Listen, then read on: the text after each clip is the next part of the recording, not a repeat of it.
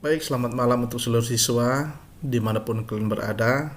Dengan harapan semuanya ada sehat-sehat, walaupun kita dibatasi oleh ruang dan waktu, semua sudah dialihkan pembelajaran secara luring di rumah masing-masing.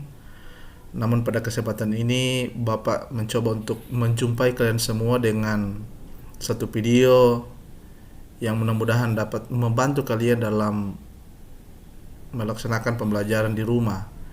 Dan Bapak juga sudah membuat tugas yang sudah di print out dan nantinya akan diedarkan oleh Bapak Ibu guru di rumah masing-masing. Dan video ini Bapak buat dengan tujuan untuk membantu kalian semua dalam mengerjakan tugas dan juga membantu kalian untuk belajar secara mandiri di rumah. Oke, simak terus videonya, jangan di skip, tonton sampai selesai. Semoga video ini dapat bermanfaat bagi kalian semua dalam belajar secara mandiri di rumah. Oke, mari kita simak videonya.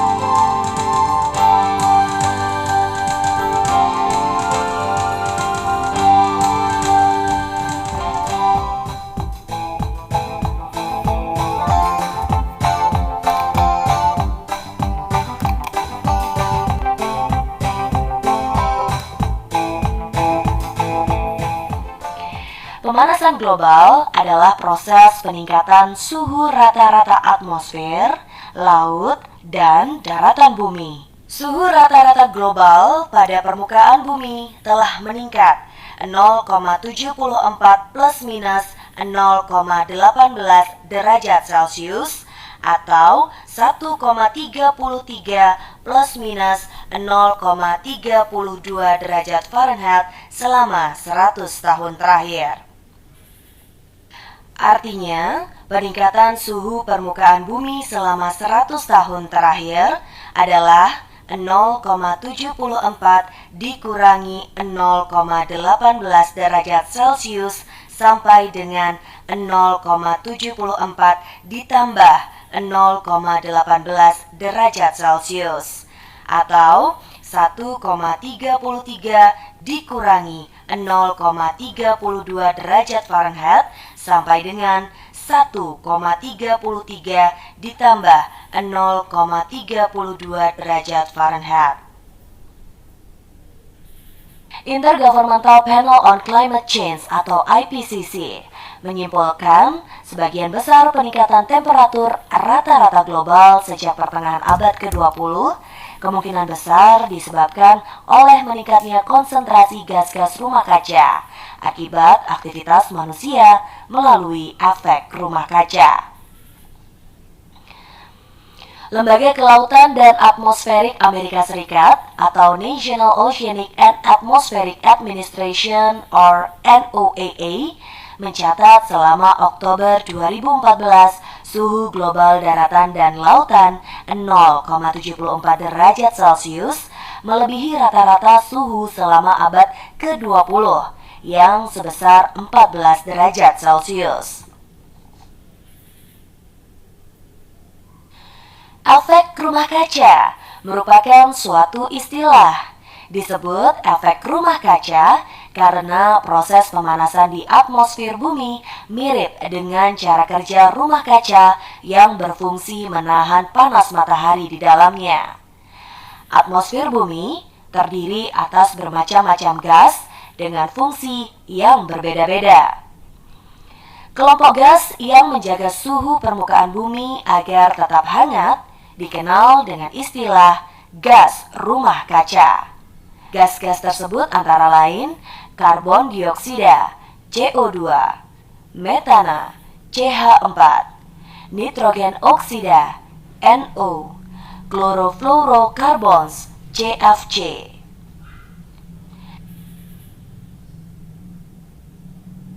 Gas-gas tersebut menyerap dan memantulkan kembali radiasi gelombang yang dipancarkan bumi, dan akibatnya panas tersebut akan tersimpan di permukaan bumi. Hal tersebut terjadi berulang-ulang dan mengakibatkan suhu rata-rata tahunan bumi terus meningkat. Gas-gas tersebut berfungsi sebagaimana kaca dalam rumah kaca atau greenhouse. Dengan makin meningkatnya konsentrasi gas-gas ini di atmosfer, makin banyak panas yang terperangkap di bawahnya.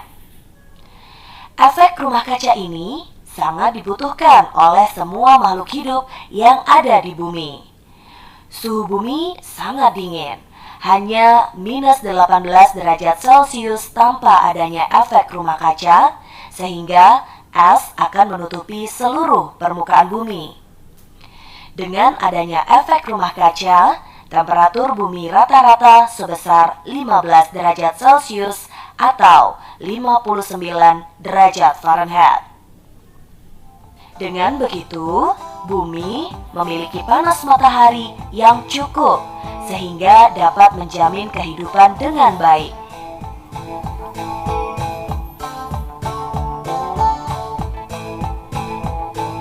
Akan tetapi, saat ini jumlah gas-gas tersebut telah berlebih di atmosfer, sehingga mengakibatkan terjadinya pemanasan global.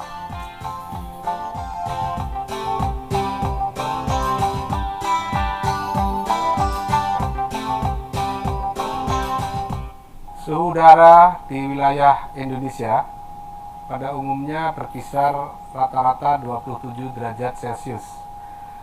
Pada saat ini ada kecenderungan kenaikan suhu dengan kemiringan atau laju kenaikan adalah 1,8 derajat Celcius per 100 tahun. Mungkin angka ini relatif kecil bila kita lihat tahun demi tahun. Namun perlu kita ingat, untuk pemanasan secara global, maka angka 1,8 dalam 100 tahun itu sudah termasuk kategori yang mengkhawatirkan. Karena apa? Ada satu penelitian yang memprediksikan bila suhu permukaan bumi ini naik 2 derajat Celcius, maka 1/5 permukaan tanah akan hilang alias atau dengan kata lain terendam air laut. Ini terjadi karena pencairan es di daerah Antartika dan Kutub. Oleh sebab itu perlu diambil tindakan-tindakan yang penting yang harus kita lakukan dalam kehidupan sehari-hari, yaitu yang pertama mengurangi emisi gas buang dari kendaraan bermotor industrialisasi yang menggunakan bahan bakar fosil, terutama yang menggunakan bahan bakar solar dan batu bara. Berikutnya yang harus kita lakukan juga adalah menghijaukan kembali daerah-daerah yang sudah mengalami penggundulan. Mengapa demikian? Kita tahu bahwa permukaan tanah yang gersang, yang gundul itu akan banyak memantulkan kembali energi atau radiasi matahari ke angkasa, di mana polutan di permukaan atmosfer kita juga semakin banyak. Artinya juga agen-agen penangkap atau pemerangkap dari energi panas yang dipantulkan kembali oleh bumi ini semakin banyak pula. Oleh sebab itu, tingkatan berikutnya adalah mengurangi sebesar mungkin jumlah polutan yang kita lepas ke udara. Artinya udara kita harus kita usahakan yang bersih. Kontributor terbesar pemanasan global saat ini adalah karbon dioksida CO2 dihasilkan dari pembakaran kendaraan bermotor, industri, pengurangan hutan yang mengakibatkan penyerapan CO2 berkurang. Metana CH4 dihasilkan dari pembusukan listrik tenaga uap. Bisa juga dari pemupukan lahan pertanian yang berlebihan. Molekul NO menghasilkan efek pemanasan sampai 300 kali dari molekul CO2. Klorofluorokarbon atau CFC, gas-gas yang digunakan untuk pendingin pada kulkas dan pendingin AC, serta pendorong pada bahan kosmetik. Gas klorofluorokarbons atau CFC menghasilkan efek pemanasan hingga ribuan kali dari CO2.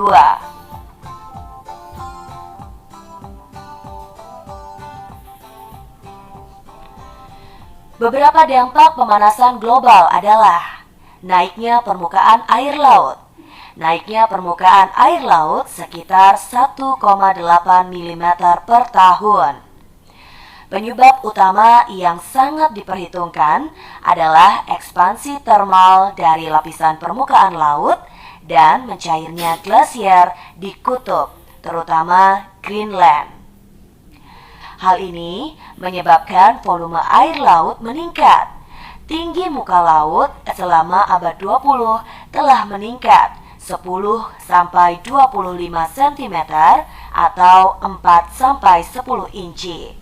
Dan diprediksi oleh para ilmuwan IPCC akan terus meningkat 9-88 cm atau 4-35 inci pada abad 21.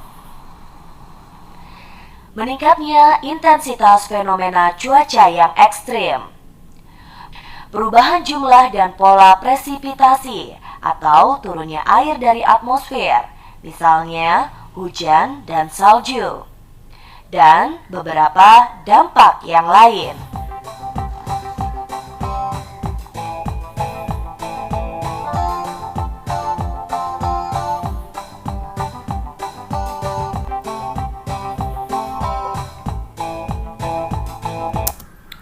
Oke, demikian video yang sudah disajikan. Sangat jelas tadi sudah dijelaskan lewat video tentang pemanasan global, dan perlu Bapak kembali jelaskan bahwa pemanasan global itu dia muncul ketika naiknya temperatur atau suhu bumi. Nah, hal ini disebabkan oleh tadi sudah disampaikan bahwa ada gas-gas yang terperangkap di bumi, yaitu dampak dari efek rumah kaca, sehingga yang gas-gas itu menimbulkan panas yang berlebihan di bumi. Nah, gas-gas itulah yang disebut dengan polutan atau bahan pencemar yang sebagian besar kontribusinya itu berasal dari manusia. Tadi sudah dijelaskan bahwa ada beberapa tuh aktivitas manusia yang menimbulkan gas-gas yang berdampak bagi pemanasan global saat ini, sehingga diupayakan bagi manusia yang hidup di muka bumi untuk bagaimana mengurangi dampak dari pemanasan global tersebut. Oke, demikian video yang boleh Bapak bagikan pada kesempatan ini.